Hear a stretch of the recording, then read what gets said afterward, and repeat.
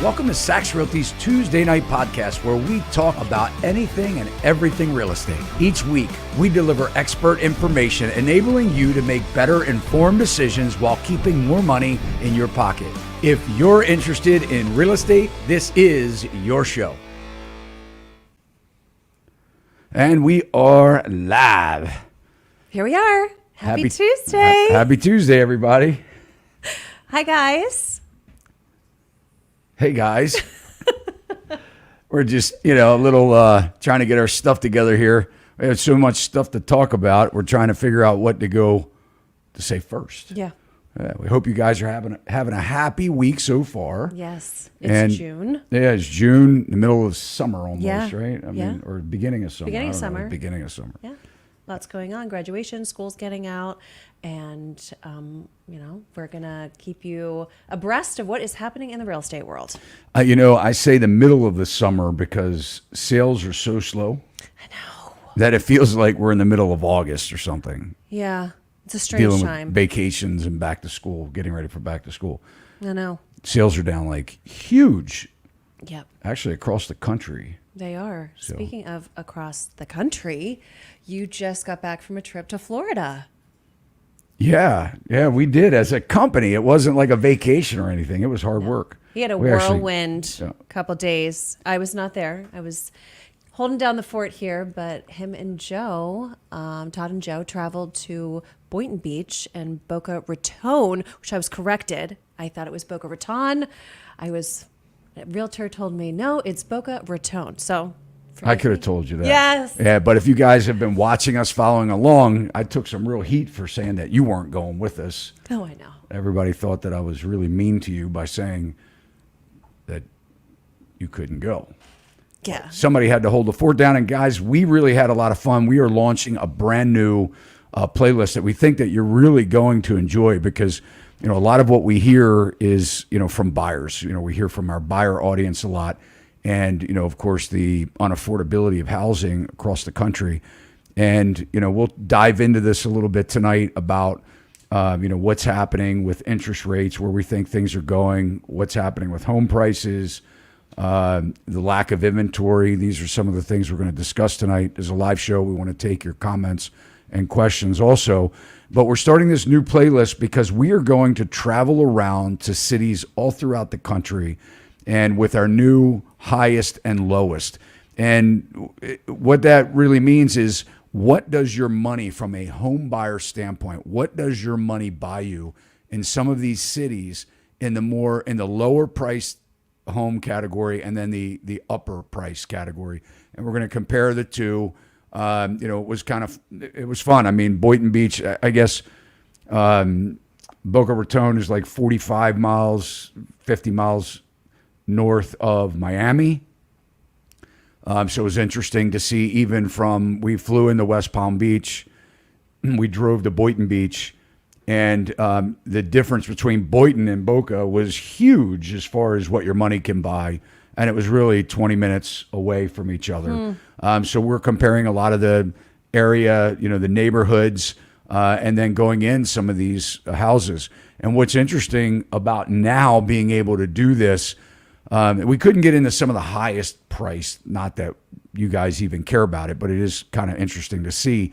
But a lot of the higher priced homes, like, give you an idea, the highest priced home on the market in Boca Raton right now is $55 million. Mm-hmm. And we did find out that it was the owner of Constant Contact. Or the founder of Constant Contact, the email program. He sold it. We couldn't get in that house, but we did get in a $14 million house, which is still a big number. And we were able to meet with the builder and, who owns the house and tour it and really see, the way, if you have that kind of money, what you could buy. But the lower end, I think it was $420,000. Boca was the least expensive, one of the least expensive detached homes. So we're focusing on detached houses, not condos or townhouses, and single family homes. And we're bringing the information more from the home buyer's perspective, not the investor. So it is a cool playlist. We're excited about it. And we're going to be traveling next to Texas, Tennessee, Ohio, Pennsylvania, New York. Yeah. So we'll, this will launch pretty soon. Yeah, it's exciting. It's exciting to be able to see different markets. What did you notice about the Florida market? Days on market, market conditions? Yeah, and I think to finish my thought, what was interesting about traveling to see the houses, period, was that we're setting these appointments up a week or so in advance, Yes. right? Yep. So a year ago, we wouldn't have been able to get in the house because it would have been under contract. Yep.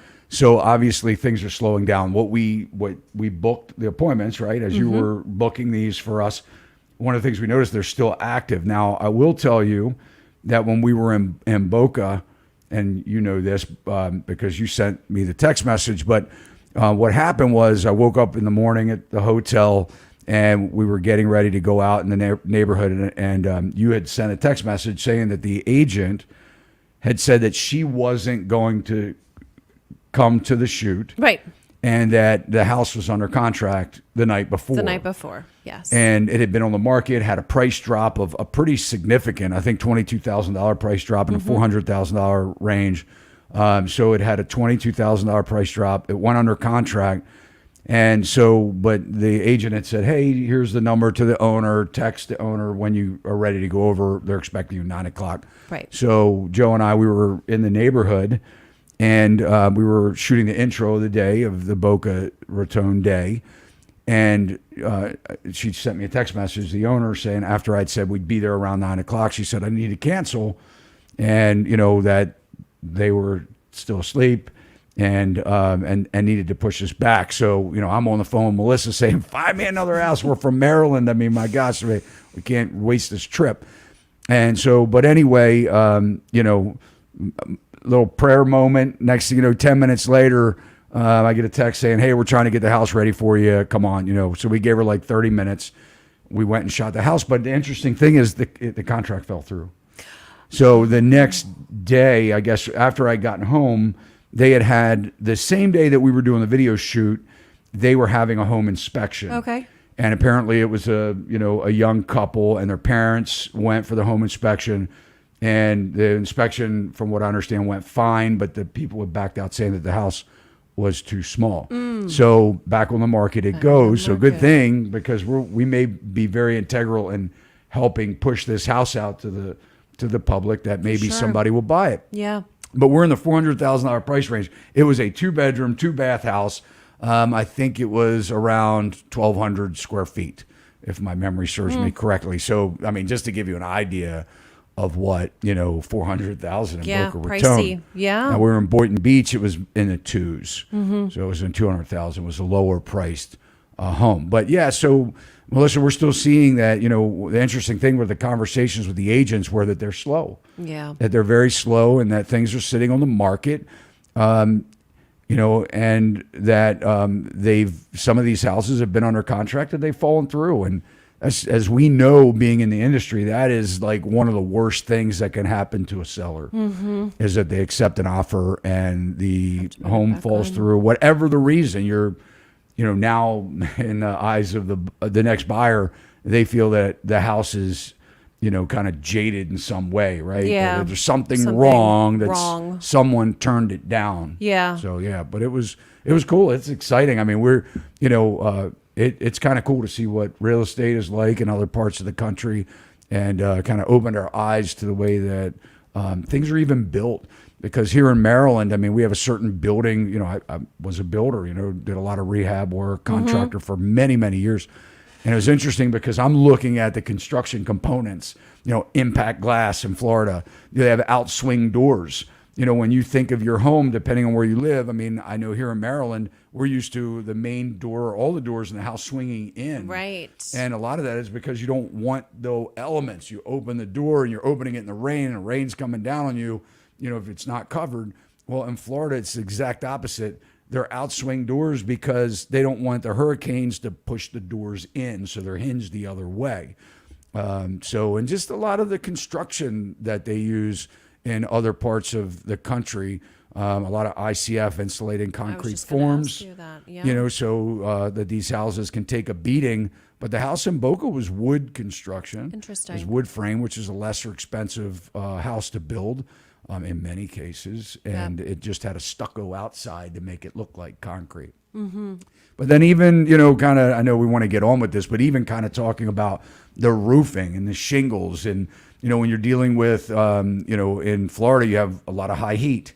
It's sunny, all the time, right. and you get battering, rains and things like that.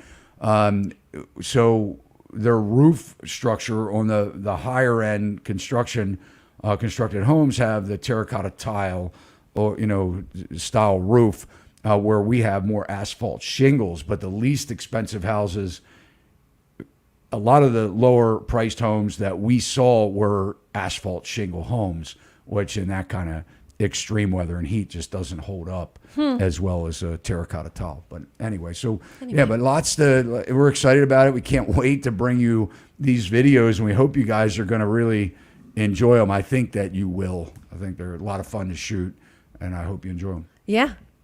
More to come on the traveling side. And we can't wait to get those all edited and pushed out to you guys so you can experience it with us. Yeah, and we podcasted too.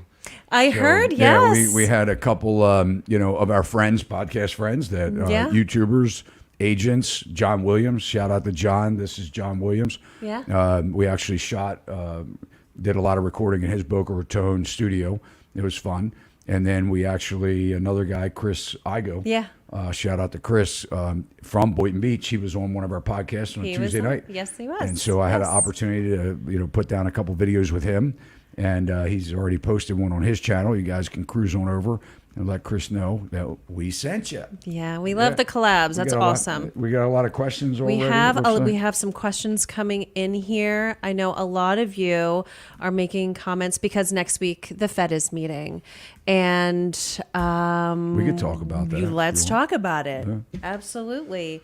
So let's get your opinion first, Todd. Do you think there's chatter about the Fed won't be lowering rates, and then there's some that say it's just going to stall out for right now?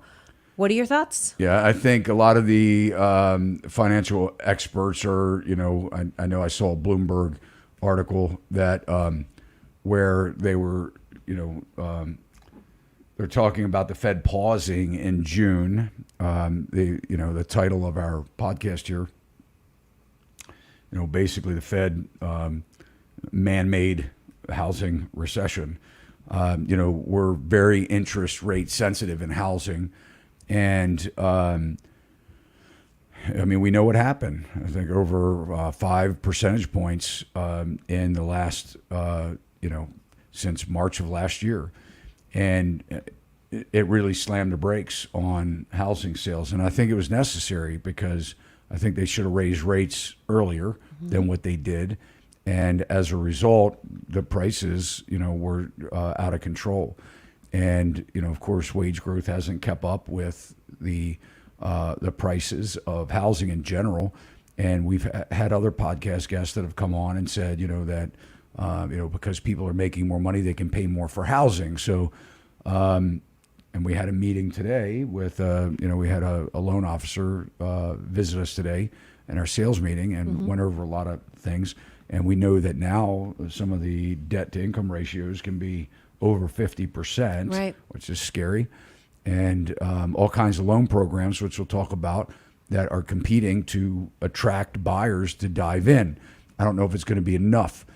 But do I think, I think the Fed, I think two things will happen. A lot of the experts are saying now that there will be a pause in June and maybe a raise in July and September. They don't meet in August. But I think we're still traveling over 5% in inflation.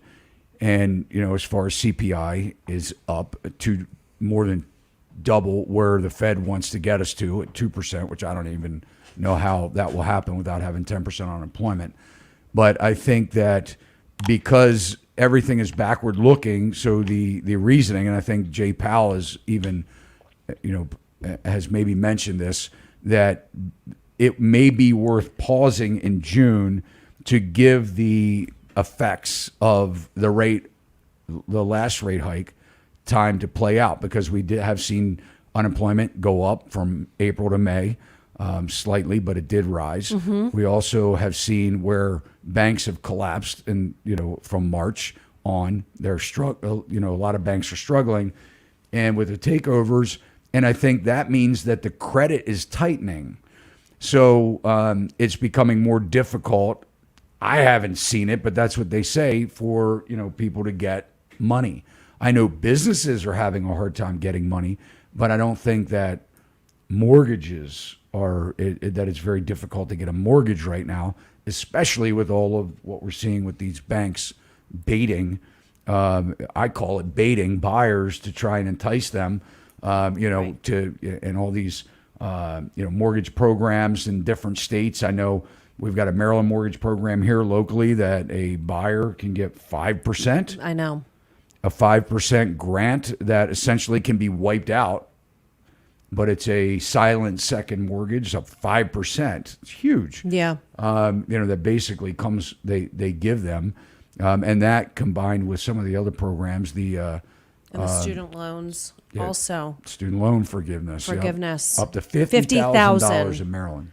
Which is, that is a lot. If you have $40,000 in student loans, you can get the whole thing wiped away and buy a house. And anything over 50, you just have to come to the table with the difference. Right, if you owe 60,000, they'll give you the state will kick in 50. Correct. And you have to bring 10 to the table. Right. To to have your $50,000 loan forgiveness here in Maryland. So a lot of programs out there that are still keeping mortgages going. But I think that two things that happen: either the Fed, depending on what happens over, I think it's the 13th and 14th is the meeting. 13th and 14th. Yep. They're either going to go, in my opinion, a quarter of a point or stall. I don't think they're coming down. Yeah. That would be terrible, in my opinion, at this point. I think it would be terrible to not raise rates. I know that comes across as being, maybe insensitive.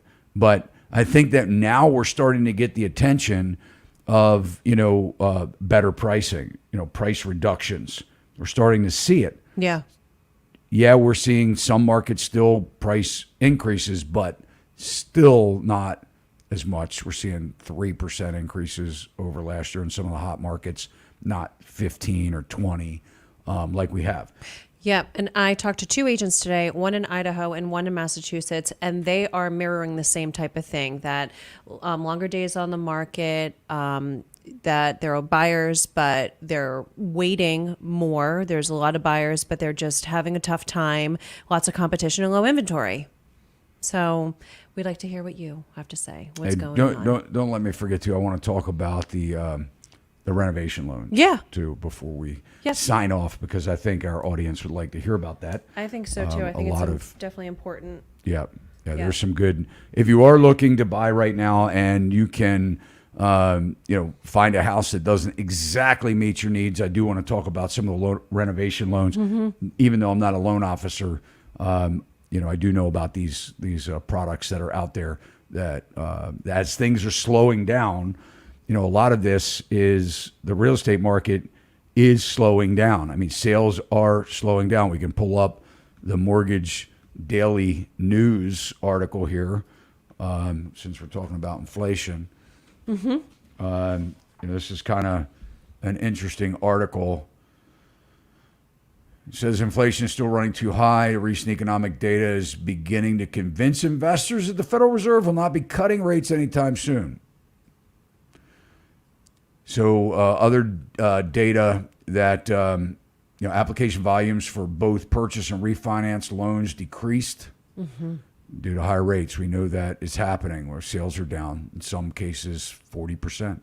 I think in some cases it says down here, we won't go to Yahoo yet, but there was a 73% decrease in mortgage origination volume over just last year alone. That's huge. Yeah. And I think another important thing is that the sizes of the loans are coming down. And this article, quotes MBA, which is the Mortgage Bankers Association. It says the overall size of loans was $391,000, with purchase loans averaging 439,400 was the smallest average in 6 weeks. So I think that's important to know. And the interest rates, guys, the big thing here is, we're talking about interest rates that I think could hit 9%, depending on, what happens. I think certainly by midsummer, it is very possible.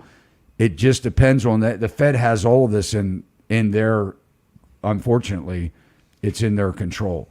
Because if they continue to do quantitative easing, as we've said, and they get rid of mortgage-backed securities off the balance sheet, it's going to kick the mortgage bond business over to money managers and investors, and they're not going to commit to 30-year mortgage bonds unless they're really getting decent returns on their money.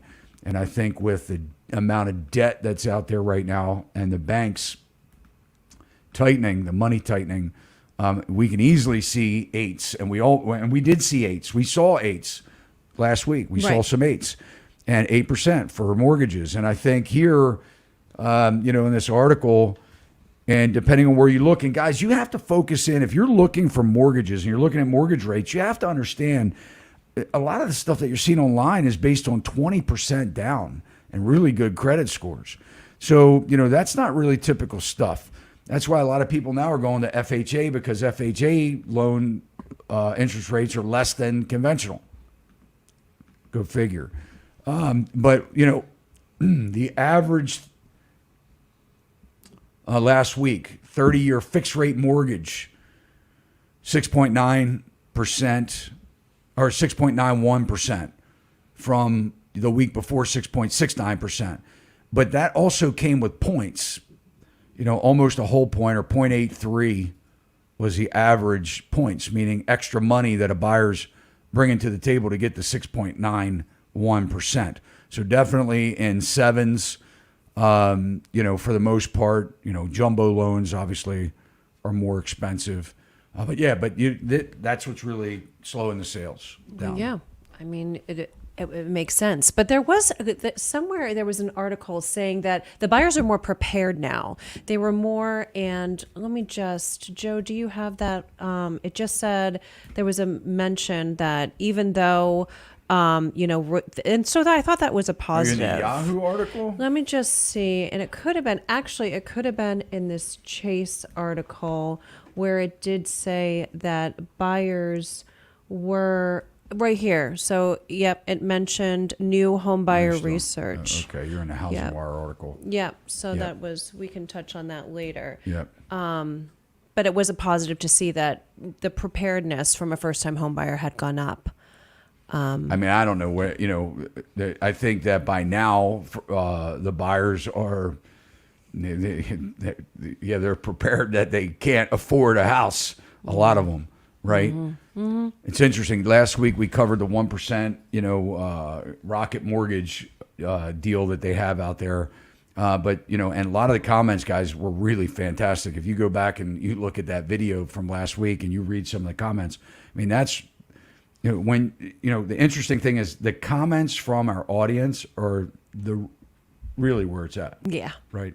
Because we can say things and we can talk about our experiences and what we see on a very limited basis. But when we read the comments, it really shows us, what everybody's feeling. Yes. And what their thoughts are. And I believe there's wisdom in crowds. I say it all the time. We could be, we can be wrong. We can be off track. But all we know is what we're going through right now. We don't know what's going to happen tomorrow and what the Fed will do. And or FHA, for that matter, and what kind of programs, or what a bank will do or be allowed to do or to offer a borrower, and how that changes the outlook, because buyers buy payments. Mm-hmm. But the interesting thing about that program is that to get that grant from Rocket Mortgage to where you can put 1% down, you have to make 80% of the median income for that area, wherever the buyers are, if they're in wherever, right here in, Hunt Valley, Maryland, wherever, Baltimore, you can't make any more than 80% of the median income. Well, and a lot of the comments were, well, who can, what houses are available for that buyer? If you make 80% of the median income, that means that you're making less money than the average person or average household, right? How can you afford a house when it's not affordable? There's no affordable housing. So it's kind of like just a marketing, it's just sort of like, again, we're trying to, hook buyers in these great ideas or ideals that are very hard to exist. Yes. Yeah. Yeah, and we could talk about that. There's a new one out now. Chase just. That was today. Yes. It came out. Yeah. Chase Home Lending rolls out 90-day rate lock option for home buyers. Yep. So this is another one. So in order to lock in a rate with a lender, a lot of lenders, many lenders, they charge you for a rate lock. But Chase now says that they are going to give you a 90-day rate lock option for no cost. No fees. Right? Yep. No upfront fees when using Chase Home Buyers Advantage. We're not endorsing them. We're just bringing you the data. You must find a property within 60 days, so you don't even need a house to lock in a rate. You don't need to say, hey, this is my address. I want to lock in. So you have 60 days to find a property, but you have to. It's only a 90-day rate lock, which means you have to close it within 90 days. Yep. Once a buyer finds their home, I like this.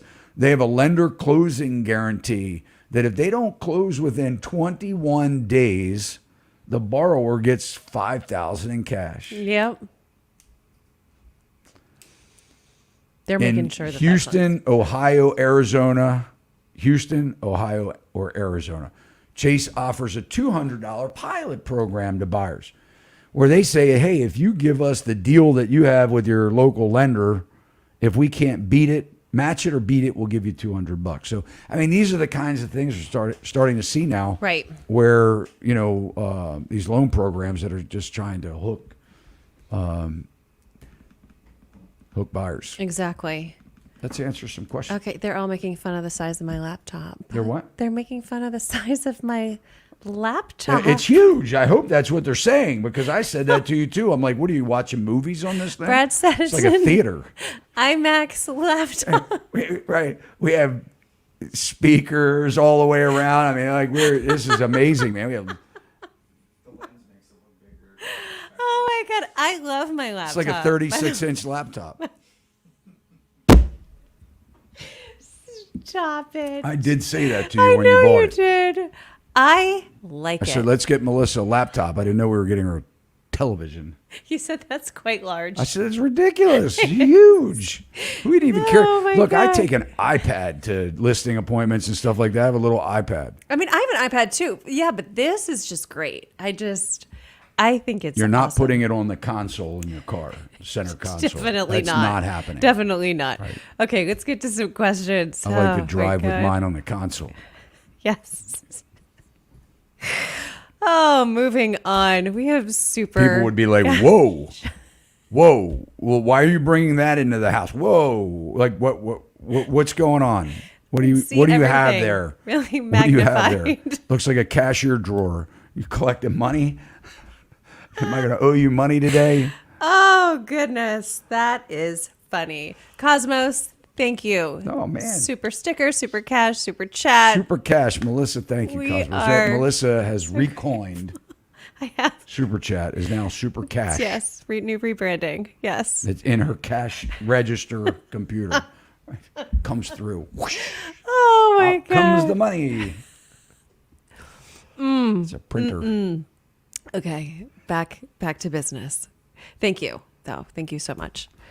We've got Scott Allen. Todd, explain stagflation. What, if any, do you remember about life in America mid-'70s, early '80s? Thank you. Man, how did you know I was around in the '70s? I was. I remember being in line in the gas station. I would go gas up with my grandfather, and we had like odd and even days, and depending on what your tag number, I think that was how it was. And we used to sit in the lines for the gas station to fill up. And I think that's when gas stations actually started selling more than just like, penny bubble gum, because they're like, man, we got these people, they're all lined up with their engines shut off, and they could come in and buy candy bars and beef jerky and Slim Jims. Yeah, stagflation is obviously, I think we're there. I don't think anybody is officially saying that we're in a state of stagflation, but what happens is demand drops off and inflation continues to either stay where it is or go up. So it really is almost where we are with housing right now. Especially, a lot of the houses that we see that are still on the market, that have been on the market 30, 45, 60 days. A lot of these sellers are having conversations like, should I take it off the market and wait? Because they don't want to drop the price in order to get things going. But the demand has dropped way off. So I think that we are there. What we know is that stagflation led to even higher interest rates in the 80s. And that's where we saw double digit and, as high as 18%, in mortgages. I mean, for a small period of time, short period of time. And that's why I truly believe that in order for the Fed to break this, at least, cycle that we're in, it's not just housing. We want to talk about disinflation, but we actually need deflation to occur. And that's sort of what has to happen in certain recessions. I don't even think we're calling this a recession, but we need to start seeing price reduction because people are more in debt, $1 trillion in credit card debt. They're more in debt than we've ever been. And when we're talking about, a lot of these people, and if you heard, I'm not a big proponent of all this debt forgiveness, but I do believe that, a lot of the colleges, universities, they charge way too much money. Yeah. You waste so much time in these additional courses that are prerequisites that you don't need. It's a big business, but people are signing up for it.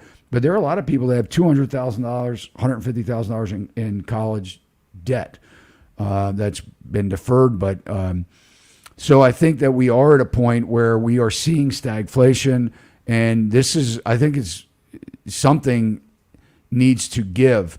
We can't keep going up in this super bubble, and that's what a lot of people don't understand. When you have lived long enough and have gone in business cycles like I have, or other people that have been in business for 30 years, we know that things have to go up and down. We have to have wage growth. Wage growth on average is 3 to 5%, not 20%. So when we're looking at, the amount of wage growth that we need now, and we know wages are softening, the only way to solve this affordability crisis, number one, is your wealth is being taken from you. If you're wealthy, if you're middle class, you're being stripped of it. Mm-hmm. You're being completely wiped out, 1 month at a time.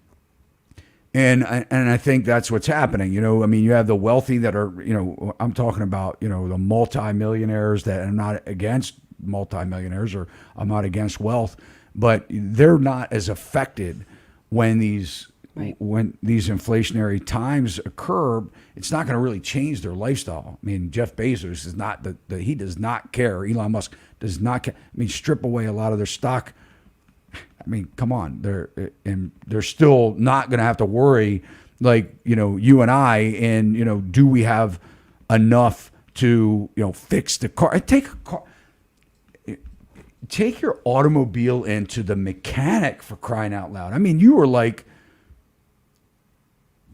assaulted. It's extremely expensive. $5,000 to fix your car. You're like, what? I know. Are you kidding me? I don't even make that much money. How can I afford my car was $25,000 to buy, and my repair is $5,000. It's a fifth of what I paid for my car. I mean, it's crazy. I know. It's crazy. We need to see. That's why I think the Fed, to be fiscally responsible, either we need to start printing a lot more money. I don't know how these businesses are going to continue to wage growth, unless it's just big business and we get rid of the little guy. But I don't know how the largest employer in America is a small business. They are the number one largest employer in America is small business. They employ more people than big business, and there's many of them.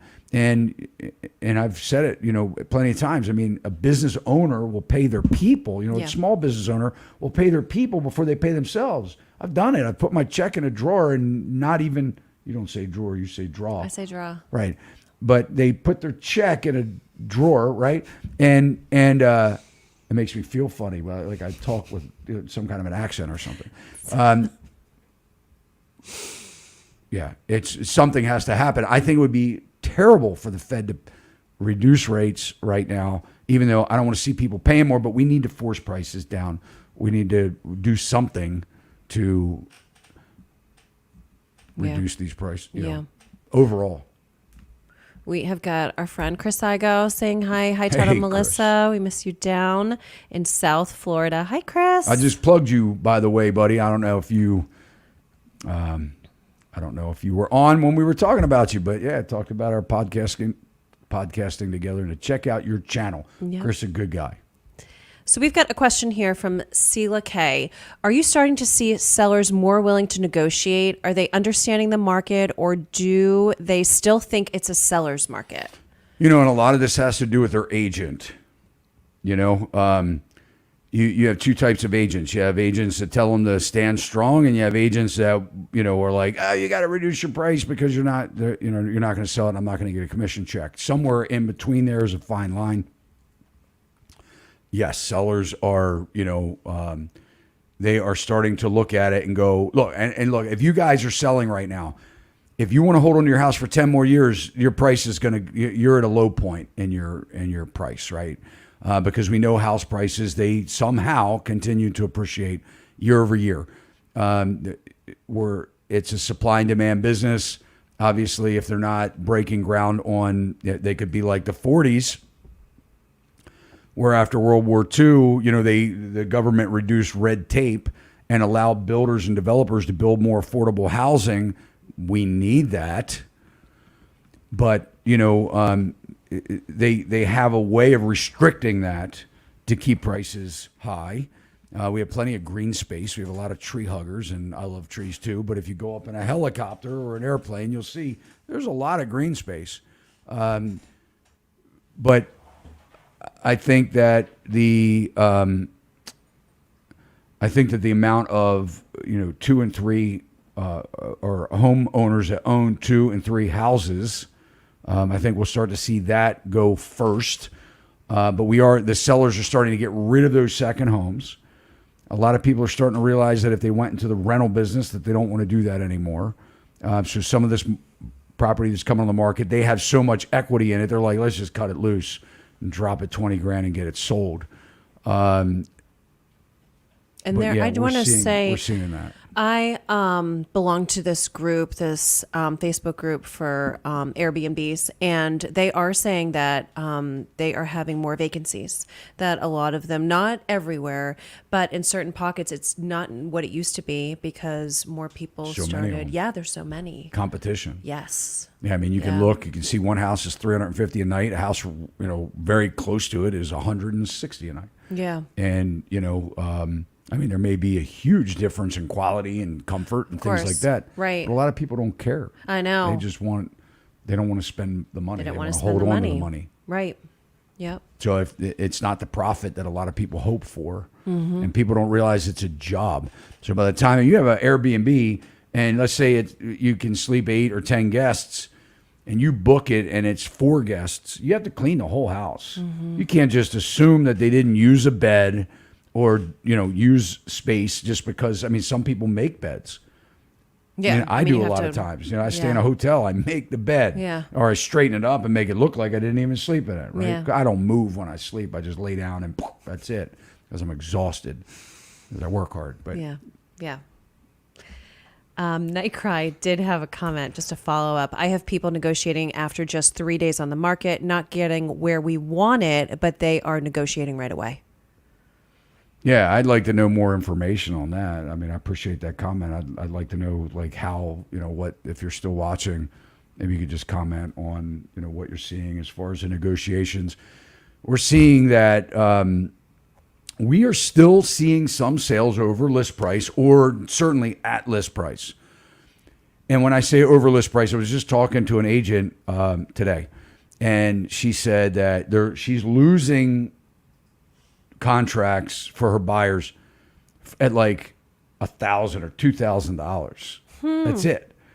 And, so it's a strategy of, and I like to say to people all the time, if you're negotiating on a house, let's say the house is listed at 400,000 and you say, I would go to 405. And we look at it, we go, yeah, if you're going to stay in the house for a while, I mean, hey, it's worth 400. You can afford it. Some people are like, I want to give them 310. That's not going to happen in this market. But let's just say it's priced right at 400,000 and we can see it's competitive. And they go in at 405. Well, what happens is, if there's a lot of competition on it, I'll say to the client, like, is 405 it? Like, is that your drop dead? You're comfortable with that? And they're like, well, I'd probably go a little bit more. My favorite thing to say is, if you wake up tomorrow morning and find out that you lost a house for $2,000, would you be mad? Yeah. If they say, nope, 405 is it, then I say, great. We stay where we are, right? And they go, yeah, I'd be really upset if I lost it for 407. Well, then you have to be creative and make sure you're using some kind of an escalation clause or something like that. That's why having the right agent is critical. You have to know, and a lot of people, guys, and you hear us, we're saying, the housing market's overpriced, don't pay, whatever. Look, if you want to buy a house, you have to have an agent that knows whether the house is priced right or not. You just can't look at a price and assume it's overpriced. So the first thing that you should be doing when you're meeting with a buyer's agent and you're looking at properties, they should be sending you comparable sales to that house as you're going to see it. The house comes on the market. You want to schedule an appointment.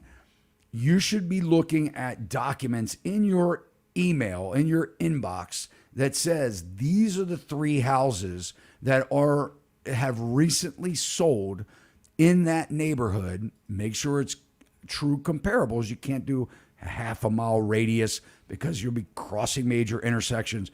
And no matter where you live, once you go out of a subdivision, you're in a complete different market, typically, right? Unless it's a major, development, planned unit development. And a lot of the houses are the same, crossing major streets.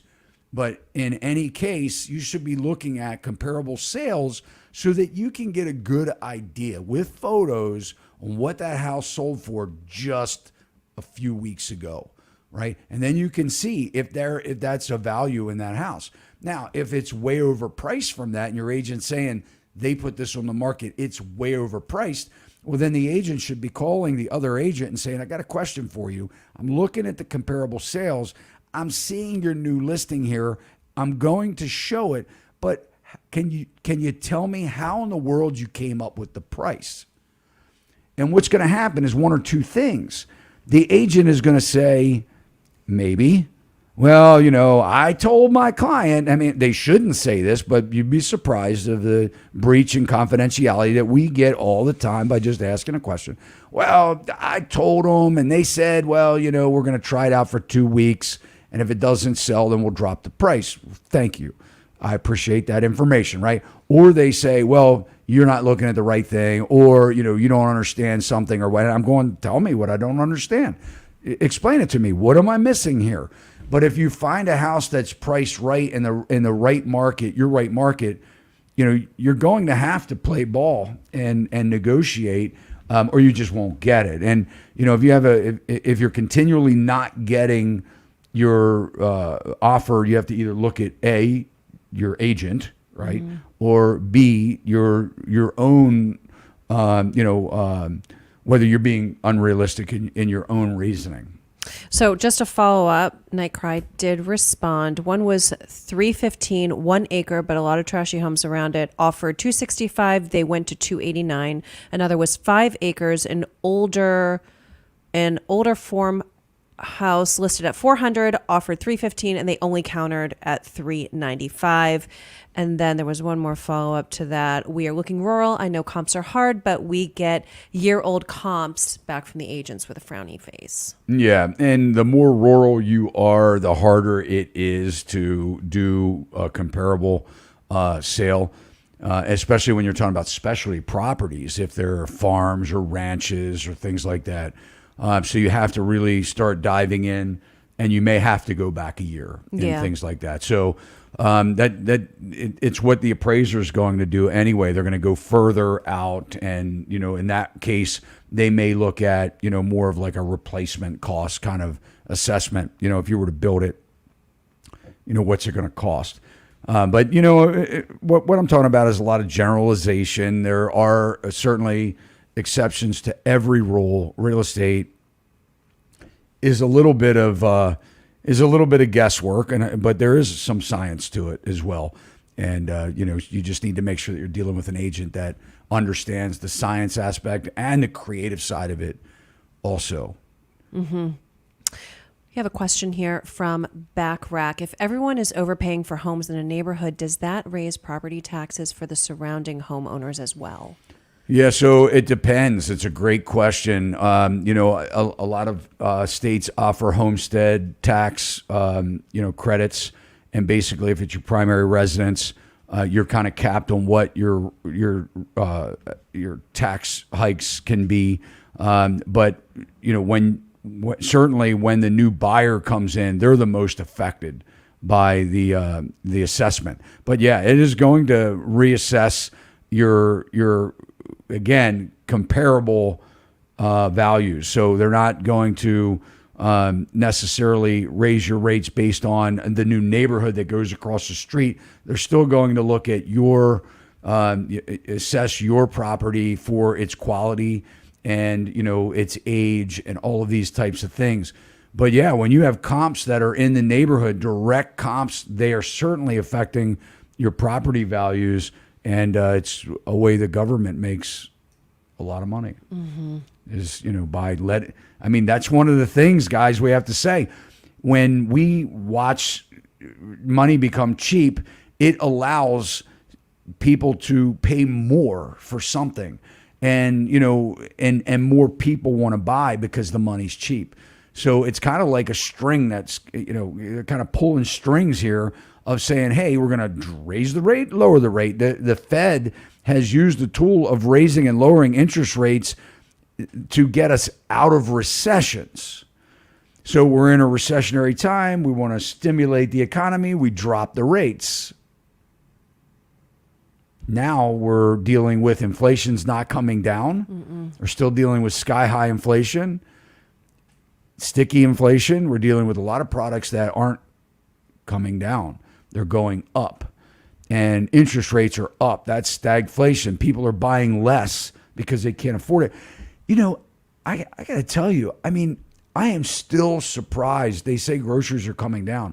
I am so surprised at what I spend at the grocery store. It's still very expensive. I will say things have gone down, but they have really not.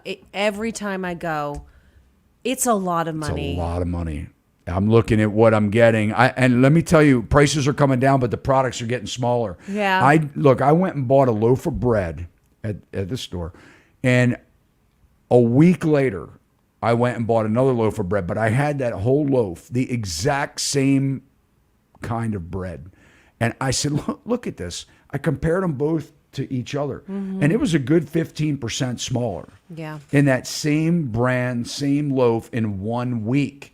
So we're not stupid. No. When you're looking at the cereal boxes are getting more narrow, right? There's air in these, everything. You look at it, you go, okay, I'm not stupid. You're telling me that the prices are coming down, but you're giving me less. I know I don't look like I'm eating less, but and I'm probably not. That's why I'm spending so much money, but I may need to start eating less. Ridiculous. But it is. It's expensive. I even go to different stores throughout the course of my week because I know like certain stores have like organic berries that are going to be affordable versus, I mean, it's just like You got to give up the organic, man. It's too expensive. berries, they hold on to the pesticides. The seeds. I think I'm right on that. I think that's a I think I'm right. Just the berries, though. Yeah, I Just think the that's berries. another You think that's scam. really? I don't know. That's I do eat organic stuff too. I think I question it. I think the only thing is a lot of these pesticides aren't federally regulated, so Right. they don't. I mean, are they not? Man, I've got a strawberry plant at my house. I have not gotten one strawberry off that plant. oh. Well, it's full of strawberries, but the ants are eating it. The bugs are eating it. They're feeding on it. I mean, if you want to eat it, you're eating some bugs too. Yeah. You got to spray those things. I haven't found a way to do it. Get out there with my soap bottle. Yeah. I know. I don't understand organics, but I don't on a either. mass scale, you see people out there putting soap on their. Nah, Yeah. they're Yeah. spraying. They're spraying chemicals. Yeah. I could be wrong. Don't sue me if you're an organic vegetable grower, for crying out loud. I just think some things is my are opinion. important to do organic, but I mean, the I'm majority ignorant of to it. I things don't I know. don't. I mean, bananas, avocados, not necessary. They're covered in. Anyway, we could go on a tangent on that. We're not going to. Vegetable gardeners now. Okay, get another question here. Thank you to all you gardeners out there for bringing fruits and vegetables to the store. I don't care what they have on them. Yeah. We love our fruits and vegetables. Do sellers have to disclose finding on an inspection after the offer falls through? Yeah. This is another really good question. It's called a material fact. It depends on what it is. If it's a safety item, then absolutely. I know here in Maryland, I don't know about all the disclosure laws in other parts of the states and things like that. But as I'm traveling, I'm asking a lot of these questions. And they do have, some variance to, what they have to disclose and not. But I'm finding that everyone has to disclose safety issues, material facts, Right. things that can harm, potentially do physical or financial harm to buyers if they didn't know, or it was certainly if it was covered up or something. Yeah. So it is critical, and this is a negotiation. This is a negotiating strategy. If you are a agent and you are, if you're a newer agent or you're a buyer and you have a newer agent, what happens is you have a house under contract. You want to do a home inspection. You get the inspection report. Here in Maryland, we want to give that report to the other side. So that was the thing about as-is inspections, right? We had a lot of as-is inspections, and we've even changed our contracts here in Maryland because the state said, well, every contract's as-is, but they got rid of the as-is clause, the as-is addendum. But a lot of the agents were like, you do an as-is inspection, and we don't want to know nothing, right? You go do your inspection. If you don't like it, you walk away. Goodbye, right? It's as-is. We're not fixing anything. But the typical inspection process is you get a home inspection, and then what happens is you find all this stuff out, and then you submit that with what's called a property inspections notice. We call it a PIN in the business. So we submit that PIN to, that the buyer wants fixed. But on it says, and here too is attached the full inspection report. We're passing that along to the seller. Now we're like, we gotcha.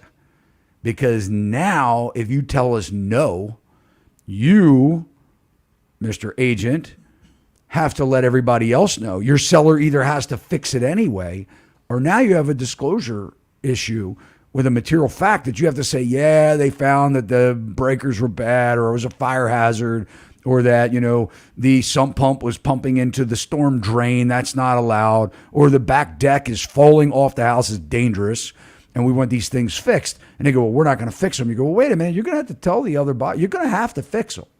Or you're going to tell the other buyer that these material defects exist through a home inspection, and they need to be addressed. So you're either going to take a lesser price, or you're going to get them fixed.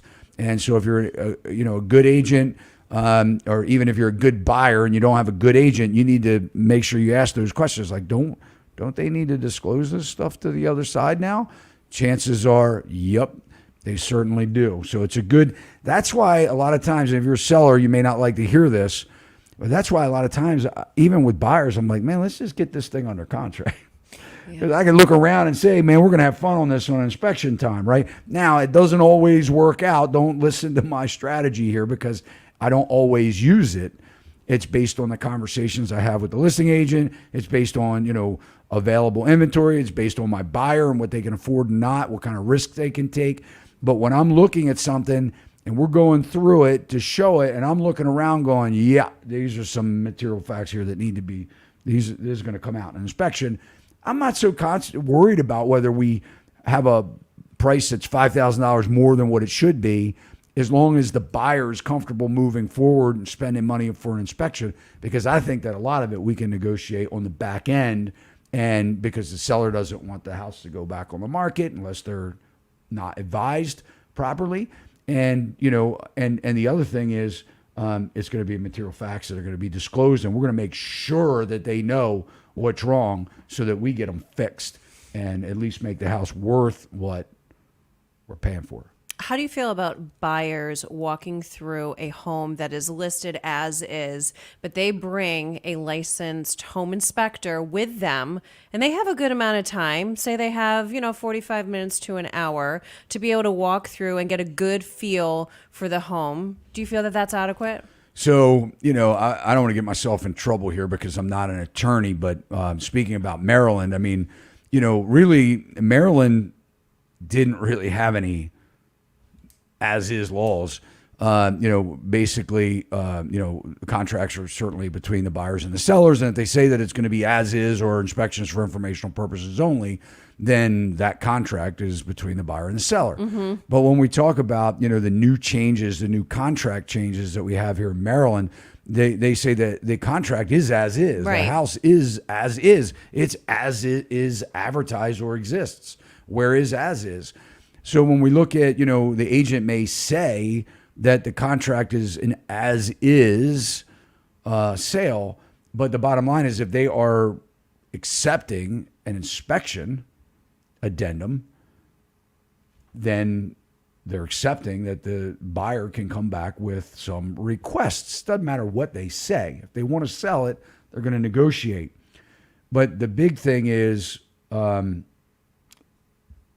have financing addendums. Mm-hmm. So a lot of these things, depending on what types of financing they're utilizing, if they're not paying cash, they can't get a loan without certain items being fixed, safety items. Yeah. So, but taking a home inspector to a showing, a lot of agents will say, and this is kind of aggravating in some way, because the agent acts like they make call all the shots. Right. So I want to tell you guys, if you have an agent that is telling your agent no on something, like that's not allowed. My favorite thing to say is, do me a favor, send it to me in an email. Send me that in an email so that my buyer understands. Send me in writing that it's not allowed, or that your seller won't accept it, or that you're not going to present it, or so on. Send me that in writing. I don't get things in writing from agents. Usually we get what we need.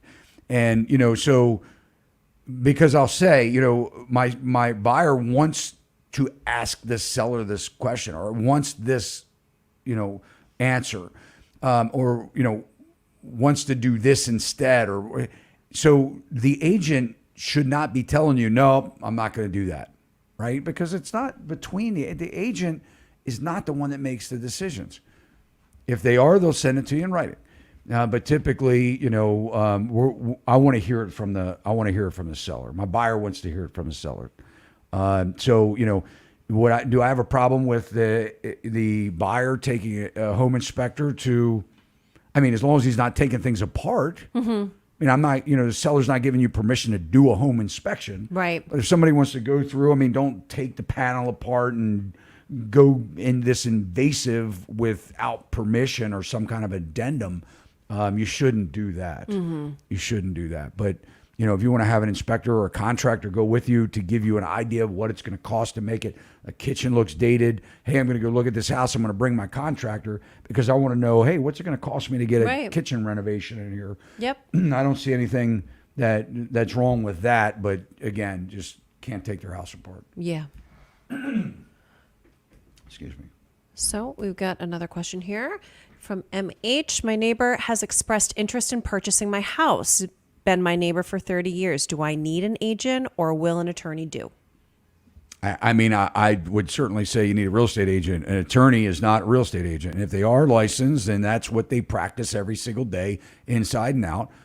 I would hire a licensed agent to represent you, or at least facilitate the transaction. There were a lot of and I, somewhere in this, I wanted to talk about the lawsuit against the NAR, the DOJ, and some late developments that have happened in this whole thing about representation and antitrust lawsuit is what I'm getting at. But my point is that commissions are negotiable. If an agent tells you that it's a standard rate, it's wrong. Run. Nothing is standard. Everything's negotiable. It's completely up to you to negotiate with your broker. I don't care where they are or what state they're in. Everything's negotiable. Your agent can tell you no. It's the broker who decides. Actually, I'm the one that decides. In our organization, but we give the agents leadway. But my point is that nothing is standard in pricing. And if you need an agent and you want to have their representation, talk to an agent and say, look, I already have the buyer. I don't want to pay, whatever, negotiate but get you're going to get the proper forms. You're going to know what you should do. You're going to know what you should say and not say, what you need to disclose. There are a lot of protections that an agent working in the industry, you can go get an attorney, but in my opinion, they don't know that market. They're not going to give you the same advice as someone that understands your subdivision, your community, your house, comparable sales, things like that. How about this one? What do you see happening in the luxury home market? The market where I live, 1 to 5 million. Many homes have seen some pretty large price declines, 20 to 30%. I remember this happening in 2009. Hey, look, we just dropped the 1.2 to 1.1 to sell it. Yeah, we did. Right? I mean, that's public record. We can say that. Yes. But the thing is, we are seeing in the luxury market $1 million, if you're in some places, is the lower end on prices, right? Yeah. So depending on where you go in California and things like that, I mean, $1 million could be not a luxury home. But as far as are we seeing the higher end homes sit on the market? 100%. This is where we're seeing the largest price declines. It's a lot harder to comp a multi-million-dollar house too. If that's a luxury market, it's a lot more difficult to price it, to comp it. Real estate, guys, is only worth what someone is willing to spend.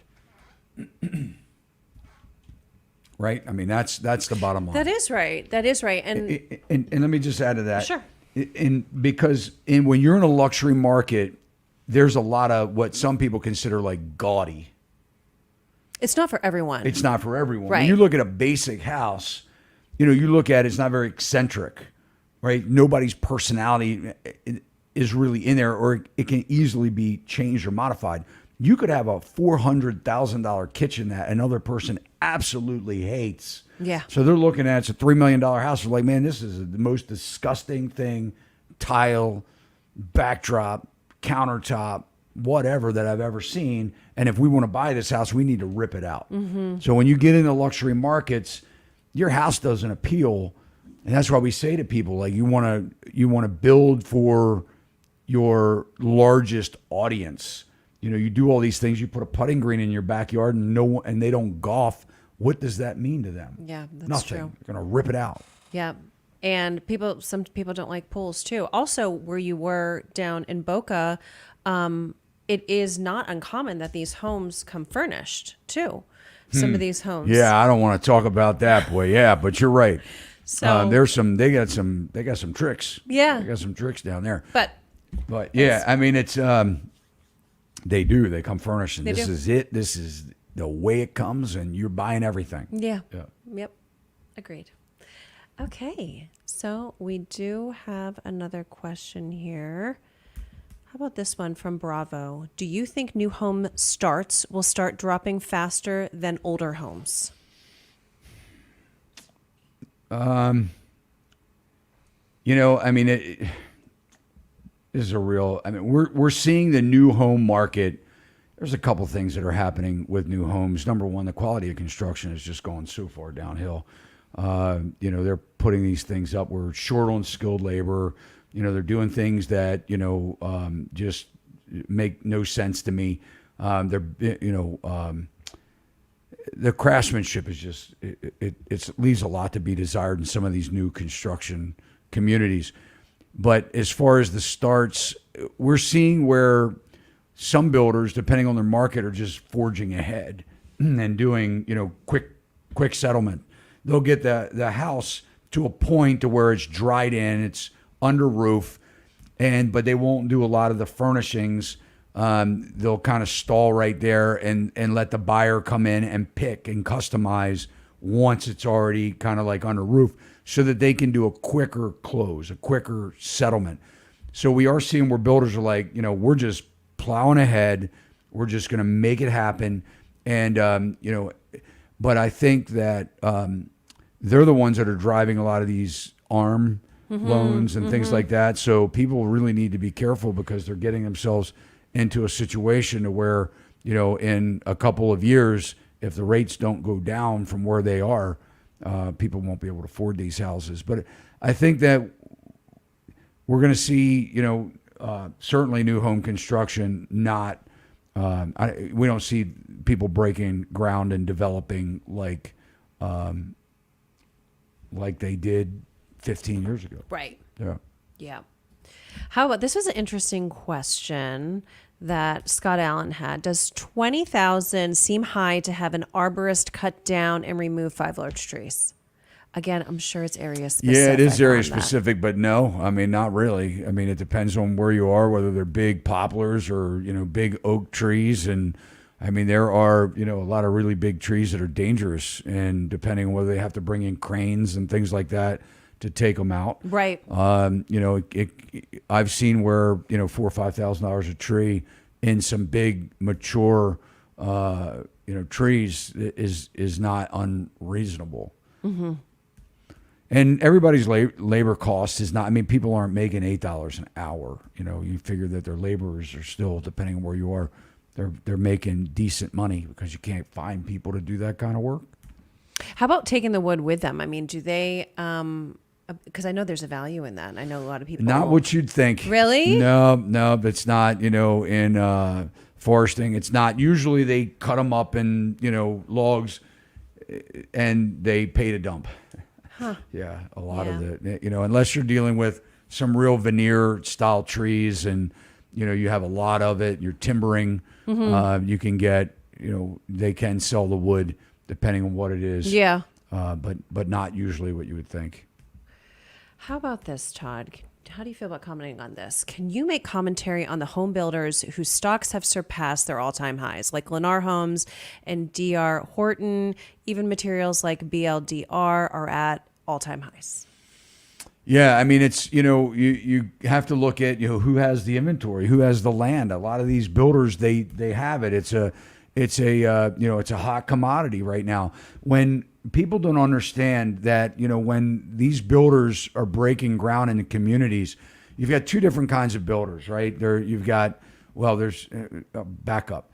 You have developers and you have builders, right? A lot of times these major builders, or what you're suggesting, are both, right? They will buy the raw land, they'll develop the land, which in a lot of cases, if it's a big planned development, could take a decade to do, right? I mean, there's a lot of red tape. You have minor subdivisions, which are usually like 3 lots or less. That's a small builder. Major subdivisions are 3 lots or more. Then you have scattered lot builders that just see a vacant piece of land that's between 2 houses. It's a buildable lot. But when you're talking about these big publicly traded companies that are funded by a lot of money, they've been buying land and for years, and they know that they have something that is very valuable, because it's hard to get the approvals in these communities. And they're putting in, lots of infrastructure, millions and millions of dollars before they even dig a foundation.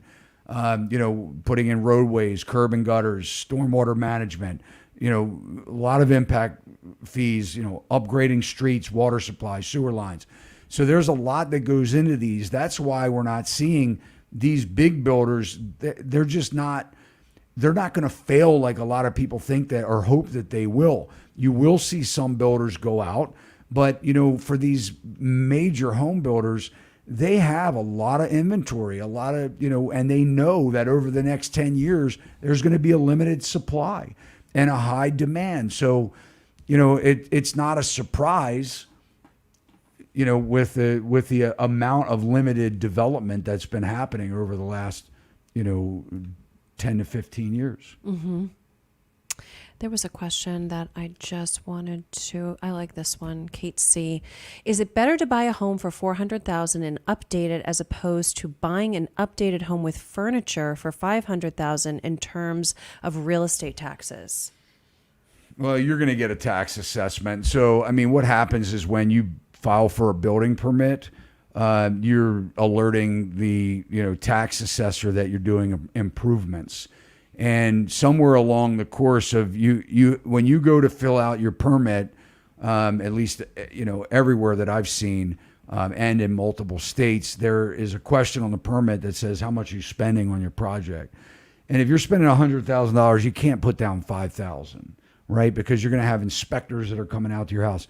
So somewhere you're going to be close to what your contract says. And in some cases, they may even ask for a copy of your contract, and you have to have a licensed contractor that is, you could pull your own building permits, but you should have a licensed contractor.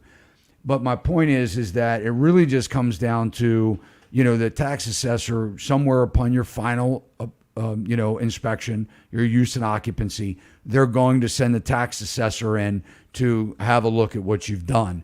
Now you can block them, keep them out, whatever, and then they just guess. They're just going to come up with their own assessment and then give you the opportunity to fight it if you disagree. So I don't think that you're going to gain anything unless you're doing the things yourself and under the radar, which I'm not recommending for many reasons.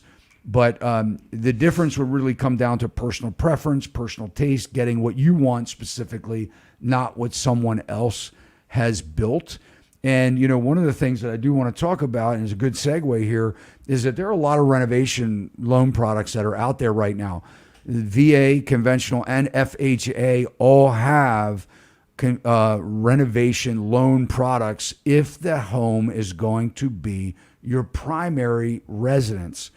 And the key with a lot of these products, and I know that conventional loan especially, a key with a lot of these products that are out there is that, number one, if you're buying a house that no one else is really appealed, it's not appealing to a mass audience, and you don't mind taking on a renovation project, you're going to hire a contractor to do so because it's the only way you're going to get the loan. They have to be licensed. But these loan products can be closed in like 45 to 60 days. So if there's a house that you like that's not renovated and it's sitting on the market, you can do a lot of updates and include that in your loan. And there are a lot of these loan products that are even 100% renovation loan. That means 100% of what you put in it is financeable. And you can do things like swimming pools. Mm-hmm. You can renovate a kitchen that is existing. It's a good, perfectly functioning kitchen. You can do your kitchen renovation, these renovation loan products. So if you're looking to do renovations like this comment is suggesting, ask your loan officer or your agent to connect you with somebody that's an expert in the renovation loan process, especially as a first-time buyer, guys. This may be your upside, your ability to buy now, even though you're paying a premium. This may give you the opportunity of looking at something in its after repaired value state, as long as you can afford it, that gives you the most amount of equity and profit when you go to sell. Yeah, definitely. So great loan products out there if you don't mind going through the process. Mm-hmm. And I don't think it's nearly as overwhelming or challenging as what you may think too, because I think it's very straightforward, streamlined, and definitely an option on getting you in a home. Yeah. And another comment talking about property tax assessment. I just bought a condo in December 2022, and I got a property assessment for 2023 that is now $47,400 more than last year's.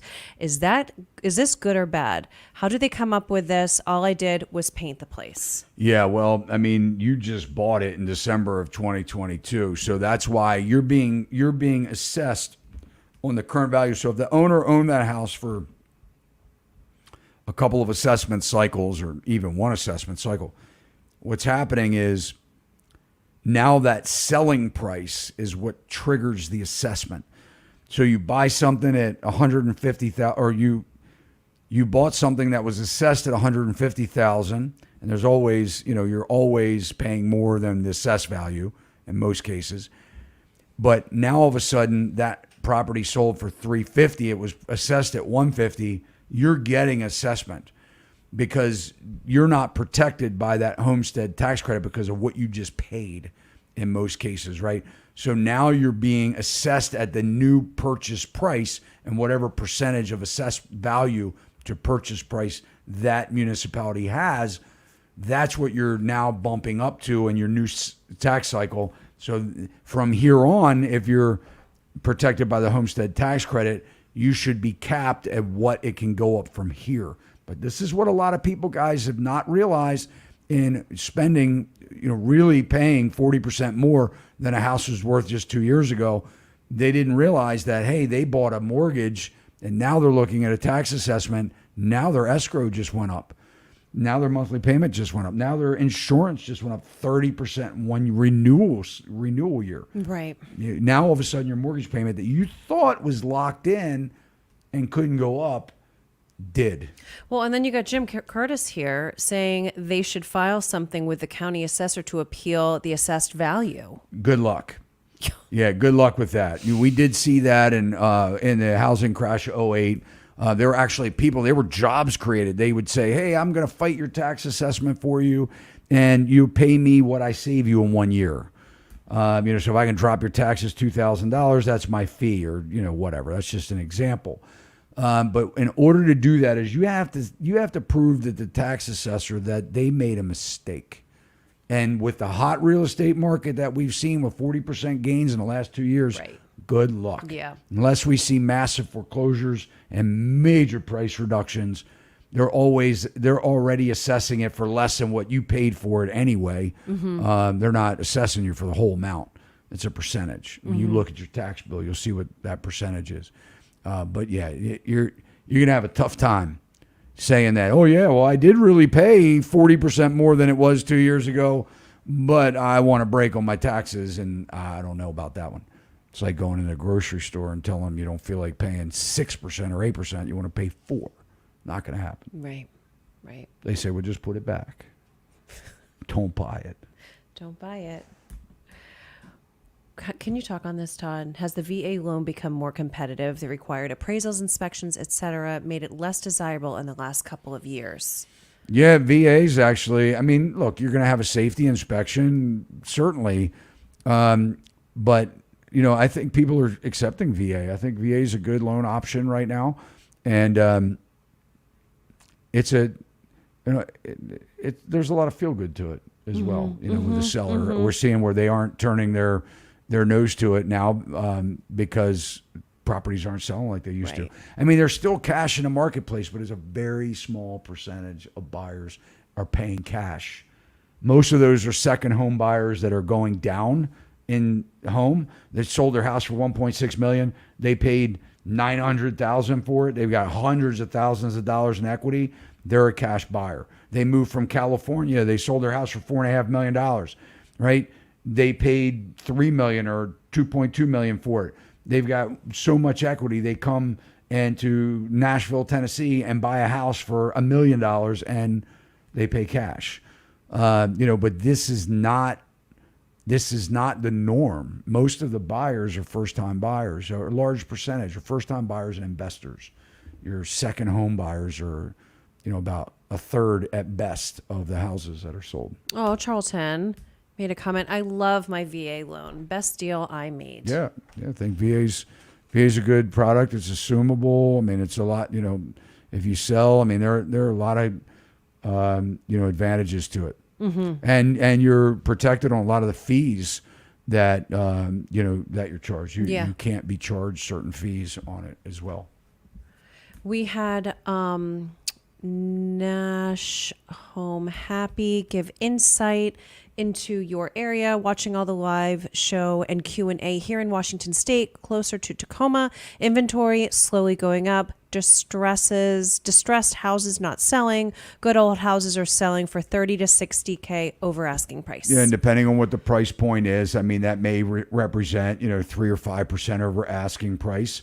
So when we're looking at that, that could be a bargain still, I mean, compared to a year ago, it may have been $150,000 over asking price. So depending on what your price point is, but yeah, I mean, the distressed houses are where the look into those renovation loans, because you can pick a distressed house up for a good deal, put some equity into it instantly, with a good renovation and build everything into your loan, so long as you can afford the end result.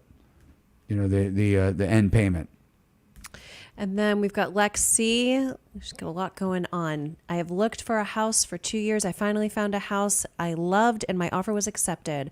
Around $115 a square foot. You will find your house.